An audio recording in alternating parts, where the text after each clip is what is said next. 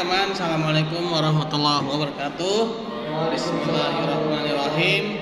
Alhamdulillahilladzi arsala rasulahu bil huda wa dinil haq liyuzhirahu 'ala dinihi wa kafa bi sayyidina asyhadu an la ilaha illallah wa asyhadu anna muhammadar rasulullah nabiy ba'da ma ba'du.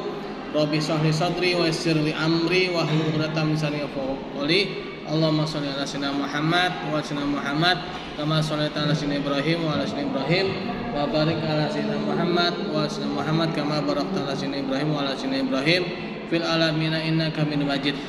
Ya, baiklah, kita pada pertemuan hari ini udah dibahas semua kan ya. Secara slide per slide-nya udah, saya ingin mereview kembali ya mengenai akuntansi perbankan syariah. Pertama mengenai alur akuntansi ya. Jadi apa yang kita pelajari kemarin itu sebenarnya baru sampai ayat jurnal ya. Nah, ayat jurnal itu jadi kita sebenarnya mengidentifikasi apa yang akun apa yang digunakan, namanya ya.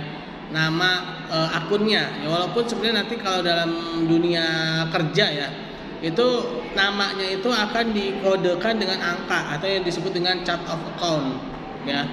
Nah, nanti chart of account itu sendiri akan ada daftarnya. Jadi setiap akun-akun itu ya, perkiraan akun itu namanya adalah perkiraan ya. Perkiraan itu maksudnya namanya apa gitu. Misalkan nih ada uang nih 100.000, ini apa nih? Oh, ini namanya cash, uang tunai gitu ya. Uang cash gitu kan. Nah, itu jadi baru sampai di ayat jurnal ya. Nah, sebagaimana kita ketahui ya, mungkin teman-teman udah pernah juga belajar akuntansi dasar ya, atau akuntansi perusahaan jasa ya. Ya, namanya akuntansi itu kan dia prosesnya dari identifikasi, penjurnalan, lalu buku besar pembantu ya, lalu buku besar, lalu jadi neraca saldo ya, dan neraca saldo terus ada ayat jurnal penyesuaian. Ya, terus habis jurnal penyesuaian lalu ada neraca saldo setelah ayat jurnal penyesuaian ya, lalu dari situlah jadi beberapa laporan-laporan keuangan.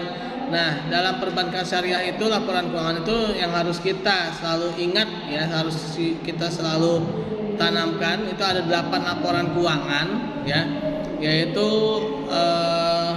yang 5-nya sama ya, yaitu seperti laporan keuangan pada umumnya, yaitu ada laporan laba rugi, perubahan modal, terus arus kas ya, neraca dan catatan atas laporan keuangan, lalu laporan zakat ya, lalu ada laporan infak sedekah atau dana non halal, lalu yang 8 adalah laporan dana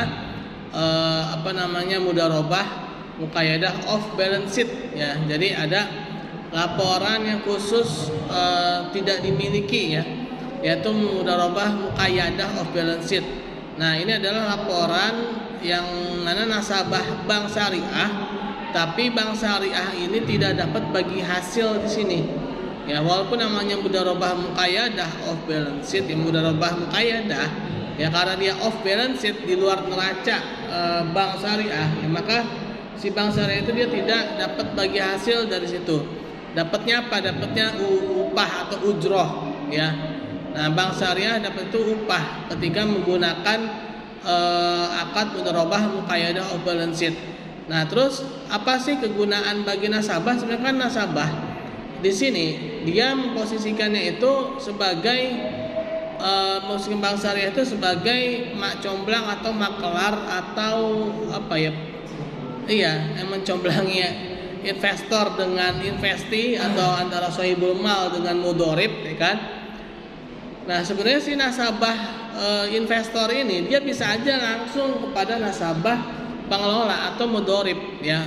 Nah, tapi ada satu yang tidak dimiliki oleh nasabah, yaitu adalah rasa keamanan ya, rasa aman dan juga rasa percaya ya.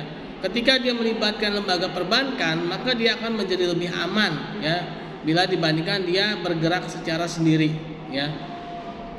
Nah, itulah yang didapatkan ya ketika dia menggunakan akad mudharabah muqayyadah off balance sheet. Jadi dia sudah dia sudah bertemu langsung dengan nasabah, dan bahkan bisa jadi nasabah pembiayaannya itu adalah orang yang dikenal, bisa jadi saudaranya sendiri atau mungkin bisa jadi teman TTM ya. Nah, TTM teman tapi maling ya. Teman tapi minta ya kan. Nah, tapi kan tetap aja kalau bicara masalah uang ya kan tuh nggak bisa nggak bisa dipercaya juga ya kan kadang-kadang ya kan, atau tidak bisa ini juga ya, kecuali kalau memang ada lembaga perbankannya. Dan juga adanya laporan keuangan yang bisa disiapkan oleh lembaga perbankan ya, sehingga si nasabah itu tidak perlu lagi repot-repot bikin laporan keuangan kan, karena laporan keuangannya dibuatkan oleh perbankan, karena memang dia adalah off balance sheet ya, di luar dari neraca perbankan ya. Nah, itu alur akuntansi ya. Lalu akad-akad yang digunakan akuntansinya itu apa saja ya kan, mulai dari akuntansi wadiah ya, wadiah yad dhamanah, yaitu wadiah yang biasanya digunakan untuk nasabah penabung ya. Nah, pada nasabah penabung ini dia tidak mendapatkan bonus ya, dia tidak mendapatkan bagi hasil ya, dia tidak mendapatkan apalagi riba ikan bunga ya, karena dia memang hanya sifatnya nitip ya. Yang namanya nitip itu kan nggak dapat apa-apa. Misalkan kita ke takmir masjid nitip sendal, terus kita bilang ke takmir sendal, Mas, nanti sendal saya kalau balik harus mengkilat ya kan, atau nanti misalkan nih Tengku ya kan, Tengku nitip sendal nih ya kan ke tempat penitipan masjid. Tengku bilang, Mas, nanti kalau sendal saya ambil lagi, saya harus dapat istri ya kan, nggak mungkin juga ya kan. Nah, kata si takmir masjid, emangnya saya apaan gitu kan. Nitip sendal begitu baliknya minta istri kan, gratis istri kan. Yang ada juga harusnya kita yang bayar ya kan. Yang ada juga harusnya kita yang bayar infak ya kan, ke si tempat penitipan sendal ya kan. Nggak mungkin juga kita malah yang nitipin malah dapat ya kan, nggak mungkin. Kenapa? Karena dia itu kan tidak walaupun sebenarnya ada alasan yad dhamanah itu sih ya, ada alasan yad dhamanah, yaitu si dana tadi ya yang dititipi itu kan bisa dipergunakan oleh si yang yang memiliki tempat itu ya kan. Nah, itu salah satu alasan kenapa ada bonus. Dan juga ada juga dalil yang dalilnya itu ya, menggunakan dalil sebaik-baik orang yang meminjamkan itu adalah dia memberikan kelebihan ya. Walaupun sebenarnya bukan berarti diperjanjikan di awal ya, tapi maksudnya itu adalah kalau memang kita meminjam sesuatu itu adalah kita memberikan yang lebih gitu ya kepada yang minjam, tapi bukan berarti adanya perjanjian di awal. Kalau ada perjanjian di awal maka itu menjadi riba atau menjadi bunga ya. Nah, bank syariah mungkin yang masih menggunakan bonus itu dia masih menggunakan dalil yang tadi gitu ya. Walaupun sebenarnya sih sah-sah aja ya, dia tidak menggunakan dalil tersebut ya. Dan ya akuntansinya mudah itu ya. Palingan ketika ada dana masuk ya kan, kas pada rekening wadiah ya kan. Nah, paling gitu-gitu aja ya. Nah, kenapa sih wadiah itu tidak digunakan untuk pembiayaan? Nah, kenapa? Karena kalau wadiah digunakan untuk pembiayaan ya, kasihan si nasabah pembiayaannya. Ya, kenapa? Karena kalau wadiah itu bisa diambil sewaktu-waktu tanpa harus konfirmasi ya. Lagi asik-asik ngelola uang nih, asal pembiayaan lagi bikin proyek, atau kucuk bank syariah datang nagih, uang yang kemarin dong ya kan nggak bisa gitu juga ya kan.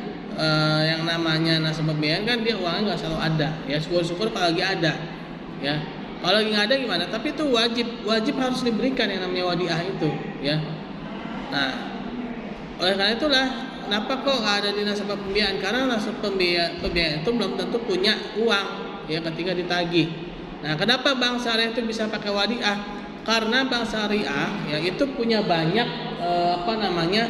nasabah ya. Bank syariah itu kan punya banyak nasabah, sehingga si nasabah penabung ya ketika dia pakai akad wadiah ya palingan berapa sih yang yang punya nasabah wadiah itu biasanya nggak banyak ya. Ya palingan nggak sampai 10 juta satu orangnya kan. Ya itu juga palingan yang narik palingan nggak sampai serempak ya kan. Pasti yang narik cuma 1-2 orang ya kan. Nah, makanya dia bisa menggunakan akad wadiah ya karena memang akad tersebut bisa dipertanggungjawabkan gitu ya. Dan juga akuntansi wadiah ini terbilang mudah ya, yang pernah saya share juga di pertemuan sebelumnya ya, di slide akuntansi wadiah ya, teman-teman bisa buka lagi. Mana saya share ya, di depan saya share kan yang banyak itu tuh di atasnya mungkin ya, lihat-lihat lagi. Kalau memang belum, ingetin saya, takutnya malah saya lupa ya. Nah itu wadiah itu paling gampang memang ya. Lalu ada murabahah ya, jual beli yang mana memiliki ciri khas adanya margin ya, adanya margin dan harga pokok yang terpisah. Nah itulah murabahah ya. Bagaimana bank syariah ketika dia menjadi penjual ya, ketika terhadap nasabah pembiayaan ya, dan sebagai bank syariah itu sebagai pembeli ya, dan sebagai pembeli ketika dia berhadapan dengan si dealer ya, atau si pemilik barang ya. Nah, si bank syariah ini dia bisa berlaku dua-duanya karena dia adalah intermediary ya, dia adalah penghubung ya antara dealer ya, produsen dengan pembeli akhir atau dia sebagai penjual ya. Yang menjadi permasalahan itu dalam murabahah itu adalah denda ya, perlakuan denda ya, perlakuan denda pada nasabah yang ingkar atau nasabah yang istilahnya lalai gitu ya, nasabah yang lalai. Nah denda ini ada beberapa pendapat mengatakan bahwa tidak usah digunakan denda, tetapi ada kalanya perlu juga ya, ada yang beralasan denda perlu juga, terutama bagi nasabah yang dia tuh memang sengaja lalai gitu ya, sengaja dia tuh tidak mau membayar atau lalai dalam membayar ya. Nah denda ini kalau bagi lembaga keuangan konvensional ya, dia akan masuk sebagai pendapatan denda. Nah, pendapatan denda dalam akuntansi, dalam laporan keuangan laba rugi ya, itu dia sebagai pemasukan lain-lain, pendapatan lain-lain. Salah satunya adalah pendapatan denda. Tapi kalau bagi lembaga keuangan syariah tidak diperbolehkan masuk ke dalam. Waalaikumsalam. Bawa tasnya banyak anak. Ya Pak, minum bentar. Nah bagi bank syariah atau lembaga keuangan syariah, denda itu dia masuk ke dalam laporan dana non halal ya, atau laporan dana kebajikan. Nah ini biasanya lebih fleksibel ya dalam penyalurannya ya. Nah biasanya bantuan-bantuan kemanusiaan ya, atau mungkin pembuatan tempat-tempat umum ya, misalkan bikin perpustakaan atau bikin WC umum atau bikin pengaspalan jalan ya, itu biasanya menggunakan dana-dana yang memang dia tidak, istilahnya tuh tidak jelas sumbernya gitu, tapi ada gitu loh ya, tapi ada. Nah itu bisa ya, dan itu tidak boleh dimakan sendiri ya oleh lembaga keuangan syariah, tidak boleh diambil ya oleh lembaga keuangan syariah. Inilah yang membedakan lembaga keuangan syariah atau perbankan syariah dengan lembaga keuangan konvensional ya. Nah, walaupun sama-sama denda, besarnya bisa jadi lebih besar bank syariah atau mungkin ya bisa jadi gitu, bisa jadi juga lebih kecil kan, yang pastinya ada. Nah, tapi secara intinya ya, secara dalamnya gitu kan, kalau politik kan sama-sama denda ya kan, tapi intinya tuh bisa berbeda ya. Nah, mungkin ada orang yang mencemooh bank syariah sama aja ya, ada dendanya juga. Nah itu kan sering sekali ada orang yang bilang seperti itu ya kan. Nah tapi dia tidak tahu bagaimana bank syariah itu memperlakukan denda tersebut ya. Nah tapi ada orang yang mencemooh bank syariah tidak syariah karena sama dengan bank konvensional, ada denda, ya kan. Salah satunya denda nih yang paling jadi inian ya. Nah, tapi dia ya sering sekali ya mungkin minta bantuan dana-dana sosial ya ke ini lembaga-lembaga amil zakat yang dinaungi oleh bank syariah gitu loh ya. Nah, jangan sampai seperti itu gitu kan. Istilahnya kayak meludah di sumurnya sendiri gitu ya. Dia jelek-jelekin bank syariah, tapi dia malah sering minta dana sosial yang dinaungi oleh bank syariah. Nah, itu jangan sampai seperti itu gitu kan. Nah, itu biasanya belum tahu dalemannya gitu ya. Nah, tadi itu tentang murabahah ya. Itu murabahah itu memang yang menjadi sering permasalahan dalam akuntansi itu adalah bagaimana perlakuan denda ya. Lalu juga diskon ya dan DP ya, uang muka down payment itu juga harus diperlakukan beda ya. Kalau bank syariah itu down payment itu memang benar-benar bagian dari urbun ya, bahasanya urbun ya. Urbun tuh biasanya di sini ya, urbun. Nah ya. Urbun ya. Nah, urbun tuh yang biasa jauh tuh ya. Nah, urbun atau uang muka itu harus menjadi bagian dari pembayaran ya. Nah, sering sekali DP ini uang muka ya, itu kalau di konvensional itu bukan bagian dari pembayaran, bagian dari harga ya. Jadi terpisah gitu. Termasuk booking fee ya. Booking fee itu sebenarnya ya itu bagian dari pembayaran loh ya. Bukan uang bukan uang yang menguap gitu aja. Dalam syariah ya, dalam akuntansi syariah, booking fee, down payment itu bagian dari harga ya. Kalau dia ngambil sebuah rumah ya kan ada booking fee tuh. Apalagi booking fee-nya gede lah, misalkan bisa sampai 5 juta ya kan, booking fee 5 juta. Nah, itu ketika dia bayar ternyata yang 5 jutanya itu angus kan, padahal dia bayar loh, padahal dilanjutin. Itu banyak yang seperti itu. Nah, ini kalau dalam akuntansi syariah itu yang namanya urbun tadi, uang muka tadi itu masuk ya dalam harga ya, termasuk dalam harga, ngurangin harga. Nah, itulah yang membedakan lagi ya. Mungkin ini suatu hal yang kalau dibilang tuh kok syariah ternyata detail ya. Iya gitu kan. Bukan cuma bicara masalah margin dan harga pokok aja, tapi juga bagaimana masalah adil nggak sih ya kan. Ketika ada uang yang masuk gitu ya, tapi menghilang gitu aja gitu, uangnya itu menguap gitu aja. Nah, itu ya tentang murabahah ya. Nah, murabahah itu ada lagi transaksi yang jual beli itu adalah istisna yang kemarin ya, itu adalah jual beli ya, yang mana pembayaran per termin ya, tahu termin ya, termin ya, itu termin tuh. Nah ya. Nah, buruk rupa pepatahnya buruk rupa termin dibelah ya. Nah, oke. Jadi dia ada per periode gitu ya, ada yang dengan persentase, ada yang menggunakan penyelesaian. Nah, waktu penyelesaian pembayaran misalkan pada waktu penyelesaian, nah, ini identik sekali ya. Ketika belajar istisna ini teman-teman mungkin kalau nanti belajar lagi tentang akuntansi manufaktur ya, tentang akuntansi manufaktur itu akan mirip banget dengan istisna ya. Kenapa? Karena di situ ada namanya harga biaya pokoknya, ada overhead ya, overhead segala macam ya, biaya langsung, biaya tidak langsung ya. Nah, itu mirip banget dengan istisna ya, biaya akuntansi manufaktur ya, akuntansi manufaktur.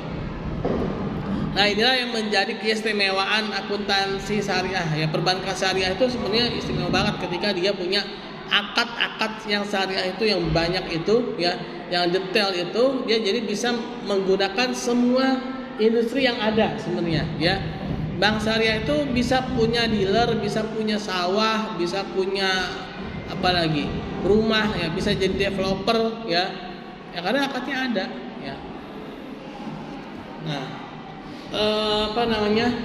istisna ya. Lalu ada lagi salam. Nah, salam ini adalah transaksi yang dulunya identik dengan perkebunan, dengan pertanian ya.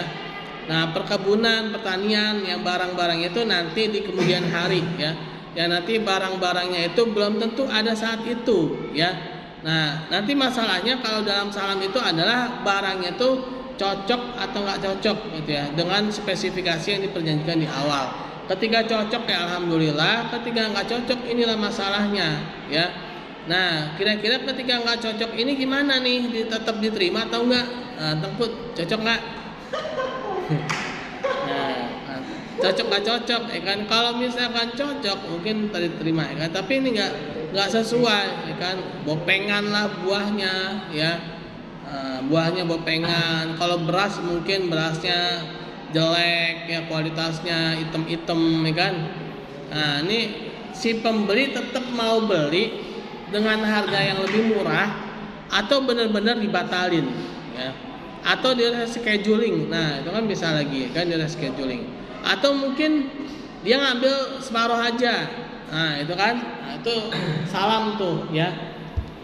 Nah, salam ini sebenarnya untuk mengatasi sistem ijon. Ya, sistem ijon itu adalah sistem jual beli yang mana barang yang diperdagangkannya itu objeknya itu tidak jelas ya. Nah, sistem ijon itu ada ijon.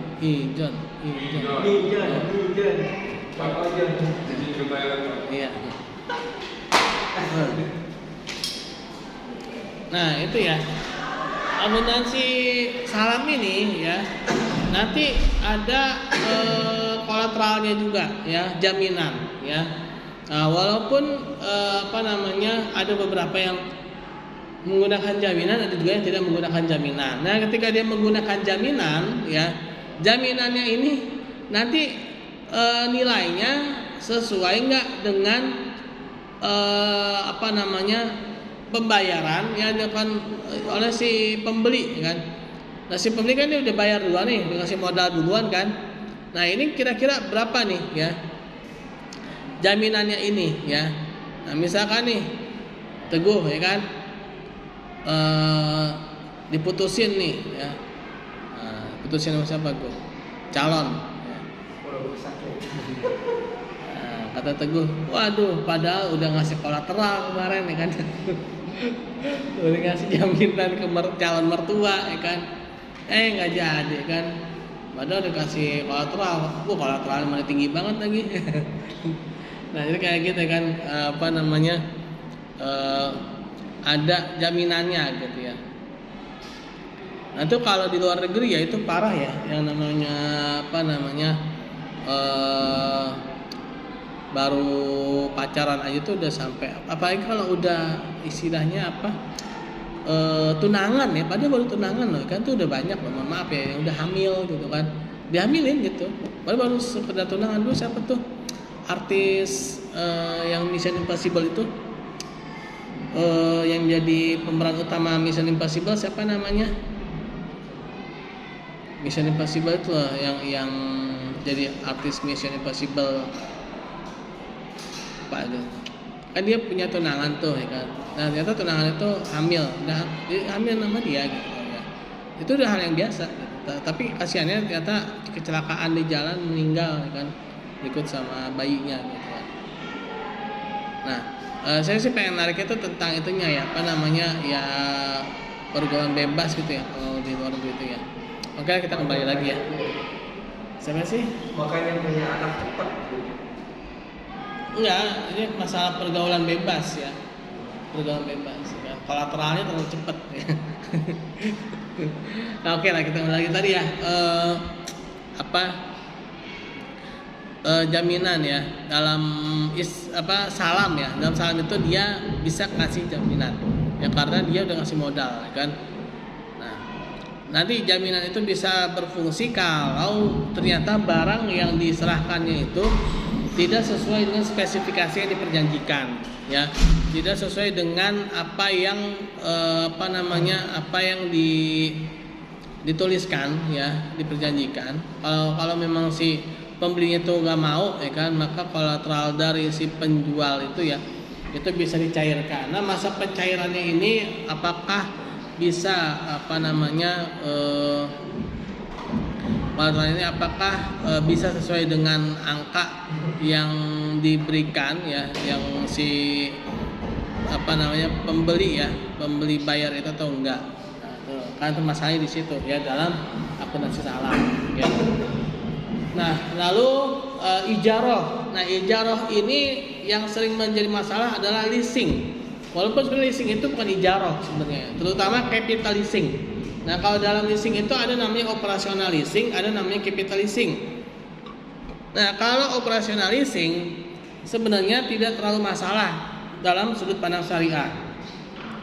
Tapi masalahnya operasional leasing itu terkadang ya ada bunga atau ada denda tadi itu ya, denda ketelatan pembayaran sewa yang menggunakan tolok ukurnya itu adalah tingkat suku bunga. Nah, itu yang menjadi permasalahan dalam leasing.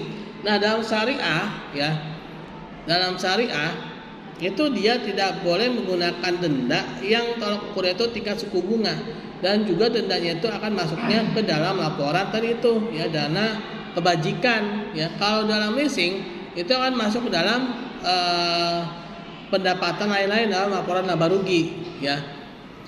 Nah, itu permasalahan dalam leasing, walaupun itu operasional leasing ya. Nah, apalagi ada namanya capital leasing. Nah, capital leasing inilah yang sering dinamakan dengan sewa beli. Dan bahkan beberapa perusahaan ya menulis leasing itu sebagai transaksi jual beli. Padahal yang namanya leasing itu bukan jual beli, tapi adalah sewa beli, yang dimana diawali dengan transaksi sewa menyewa dan ketika sudah lunas menjadi transaksi jual beli. Nah, kan nggak ada yang tahu ini si pembeli ini bisa selesai apa enggak, kan nggak ada yang tahu si pembeli ini dia bisa lunas apa enggak ya, pasalnya kan di situ. Makanya kan tidak boleh ada transaksi yang sifatnya ta'aluk ya. Ta'aluk itu dua transaksi yang menjadi satu ya, yang mana transaksi pertama menjadi syarat bagi transaksi yang kedua. Nah, makanya Tengku nggak boleh bilang gini, Pak saya mau nikah kalau saya sudah lulus dari DL Adabi. Itu ta'aluk ya. Jadi nggak ada sangkut pautnya. Kalau mau nikah ya nikah aja ya kan, nggak ada sangkut pautnya lulus dari NIDA baru nikah ya, atau yang namanya kalau memang udah nggak kuat ya udah nikah aja ya kan. Kenapa Tengku mulu sih? Ya. Nah, jadi ya tidak boleh ta'aluk ya, tidak boleh ada dua transaksi menjadi satu ya, ta'aluk itu ya. Nah, tidak boleh ada transaksi tadi sewa. Makanya kan ketika seorang itu dia melakukan leasing ya, dia kan nggak sanggup bayar nih sampai lunas, kan kasihan. Kasihannya apa? Berubah jadi transaksi sewa menyewa. Barang yang sudah, apalagi sudah di detik-detik terakhir gitu ya, tiba-tiba saja diambil ya tanpa sepengetahuan dia ya kan. Dulu tuh teman saya pernah cerita ya. Jadi itu temennya itu padahal dia bayar, tapi dia bayar itu ke marketingnya ya kan. Ternyata sama marketingnya nggak di-storein. Di tengah jalan di-stopin orang, ya diberhentiin orang motornya, diambil karena dibilang belum bayar. Ya, syukurnya dia megang kwitansinya itu. Ketika dikasih tahu kwitansinya ke kantor tempat sewanya itu, alhamdulillahnya dapat ganti gitu kan. Ganti barang yang baru gitu ya, tapi tetap lanjutin cicilan. Nah, itu kan kezoliman ya kan, kezoliman dalam dunia keuangan yang konvensional tuh seperti itu ya. Sudah iya, karena orang udah bayar. Nah, kalau memang dia jual beli itu sistemnya nggak kayak gitu. Sistemnya itu adalah dihitung nih yang uang yang udah masuk berapa ya kan. Terus misalkan kalau ada jaminan nih ya kan barangnya ini. Nah, barangnya ini dilelang ya, dilelang lalu nutupin nggak nih kalau misalkan ada sisa ya, maka maka dia akan dikembalikan kepada si pembeli tadi. Jadi si pembeli tadi itu nggak serta-merta kehilangan uang, kehilangan barang ya, dia setidaknya itu ada yang didapatkan kembali lah ya. Nah, jadi itu jual beli ya begitu ya, nggak main ambil barangnya diambil, uang pembayarannya hangus, kan kasihan ya kan. Orang kan udah capek-capek kerja ya kan, banting tulang ya, peras keringat ya kan, bahasanya itu ya, tulang dibanting-banting kan, berpatah-patah. Peras keringat itu udah kayak kanebo aja kan. Nah, tapi hasilnya nol, kan kasihan kayak gitu ya. Bahkan ada yang malah kebangetan nih sampai mengharamkan cicilan kan, ada tuh ya. Teman saya tuh bilang oh nggak boleh beli nyicil, riba. Nah, itu udah udah kayak gitu udah kebangetan juga, nggak gitu juga sih, ya. Nah, yang namanya riba itu adalah dia ada sesuatu yang tambahan ya, tapi dia tidak tidak adanya iwat atau nilai pengganti yang seimbang, ya. Nah, tadi apa? Murabaha ya dan ijarah ya. Nah, ijarah tadi sering sekali identik dengan leasing. Nah, dalam ijarah juga sebenarnya ada namanya ijarah muntahiyah bitamlik. Ya, ijarah muntahiyah bitamlik ini memang identik dengan capital leasing, ya. Cuma bedanya kalau capital leasing itu dia 2 akad. Ya, kalau ijarah muntahiyah bitamlik dia 1 akad, satu lagi wa'ad, ya. Wa'ad. Nah, wa'ad ya, akad dan wa'ad. Wa'ad itu opsi, ya. Nah, jadi dia belum menjadi akad, jadi baru sekedar pilihan. Nanti ketika di akhir periode atau mungkin nanti di menjelang ini ya, dia akan ditawarin. Kira-kira mau istilahnya mau dibayarin nggak ini barang ininya ya, barang yang disewakannya itu, ya kan? Misalkan bisa dengan cara hibah, bisa dengan cara pelunasan berapa bayarnya sisanya, ya. Makanya uang sewa dengan uang cicilan itu harusnya beda, ya.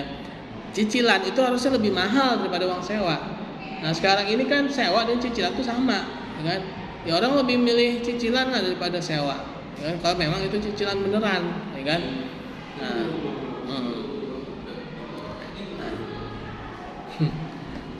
nah itu lain lagi ya. Itu tahlilan.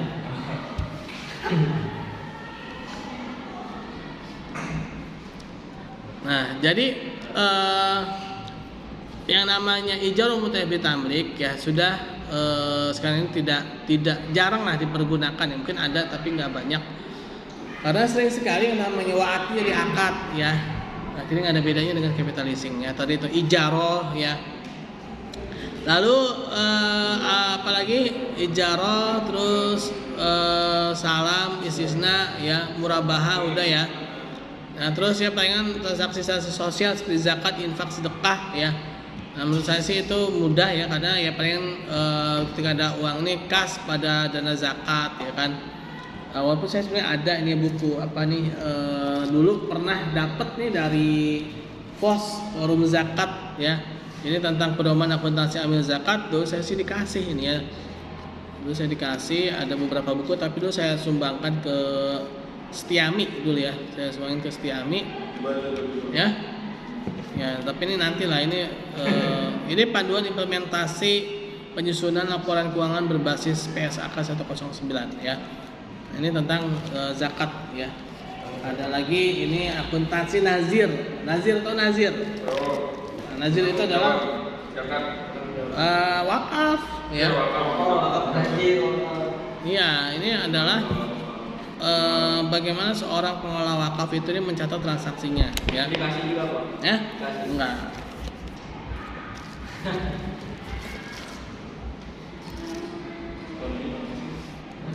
Ya, mungkin itu teman-teman ya ulasan kita. Nanti kita UAS ya sepertinya tentang musyarakah, mudharabah, ya, terus apa lagi ya, murabahah, ya, murabahah, atau itu aja ya. Kalau salam sama istisna itu kayak panjangan ya, salam istisna. Ini nggak apa-apa lah ya, salam istisna. Kayak kemarin ketika tugas, saya udah pernah ngasih tugas belum sih? Udah ya, kuis ya kemarin ya. Kayaknya mudharabah musyarakah udah ya kemarin ya. Ya udahlah, salam berarti UASnya itu aja, salam, istisna, terus murabahah, ya itu aja ya, murabahah, salam, sama istisna, ya. Iya, 3 itu. Jadi itu teman-teman. Oh iya, tadi kode absennya jangan lupa ya. Udah main baru dah. Tadi pada saya sebutin ya 10 berapa tadi kodenya?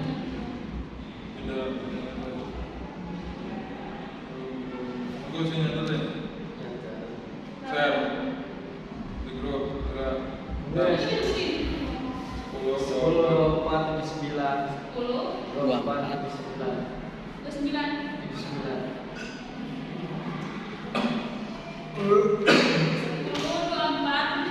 Ya,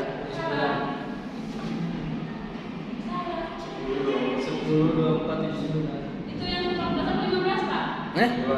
45-15 hari ini. Besok kan 16 kita UAS. Pak, tanggal 14 itu tugas kuisis di mana? Kuis. Iya, langsung kerjakan di sana. Ini Bapak apa sih namanya? Kenapa? Hangus. Adanya. Oh iya belum ya? Udah kan? Oh iya. Ntar dulu kita tutup dulu deh ya. Nulis Nanti semester. 10, 24, 79. Enggak, itu yang itu kuis nanya yang Oh ya, kuis. terus. Emang belum saya share ya yang kuis kodenya? Udah kan, cuman mungkin kamu lupa. Jadi kita tutup aja dulu deh. 84, 84, 36, 97. Bisa. Salah. Salah. Boleh cek. Udah kita tutup dulu ya dengan baca hamdalah alhamdulillahirabbil alamin dan doa subhanakallahumma wa bihamdika asyhadu an la ilaha illa anta astaghfiruka wa atubu ilaik. Assalamualaikum warahmatullahi wabarakatuh.